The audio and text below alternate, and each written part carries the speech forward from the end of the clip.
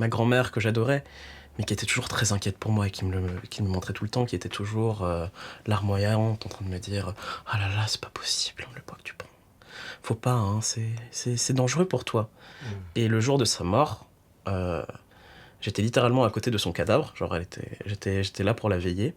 Et il y a une dame, c'était sa femme de ménage qui vient, qui me prend dans ses bras et qui fait «Oh là là, mon chéri, tu sais, ta grand-mère, elle t'adorait, hein. Mais vraiment, vraiment, elle regrettait tellement que tu sois gros». Et genre, vraiment, 5 heures après la mort de ma grand-mère, quoi. Ouah, c'est violent. Pour moi, c'est spécial parce qu'on a un couple d'amis qui sont médecins. Donc, en gros, la médecine est entrée dans le familial et dans la relation personnelle. Et moi, ça m'a beaucoup marqué parce que du coup, j'ai vraiment subi des situations très jeunes qui étaient très violentes.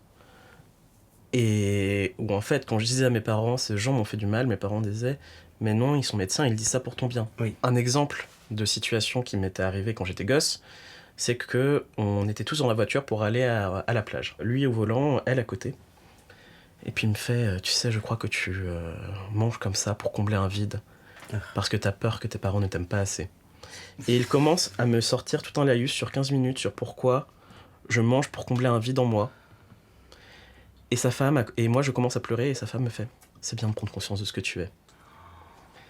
J'ai fait énormément de régimes dans l'adolescence. Il y a une année où j'ai perdu à peu près 20 kilos en 6 mois.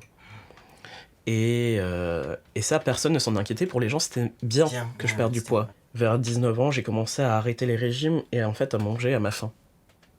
Et maintenant, je considère que j'ai un rapport à la nourriture qui est beaucoup plus sain que la moitié des gens que je vois autour de moi. J'entends tous les jours les minces se plaindre de leur rapport à la nourriture et du fait que, oh non, j'ai pris un dessert, c'est vraiment pas raisonnable. Bah moi, tout ce que j'entends, c'est que c'est pas raisonnable de finir comme moi, en fait. C'est leur peur, c'est d'être comme moi. L'autre fois chez la gynéco quand même, elle me dit bon allez on monte sur la balance, tu vois j'avais pâté depuis genre 1 an ou 2. Je monte sur la balance, elle dit ah bah il faut arrêter de manger.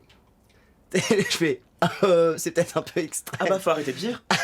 Ah bah océan, c'est quoi cette affaire?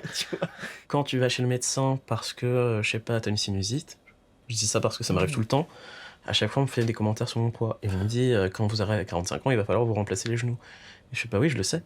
Mais ça, vous inquiétez pas, on me l'a dit depuis que j'ai 11 ans.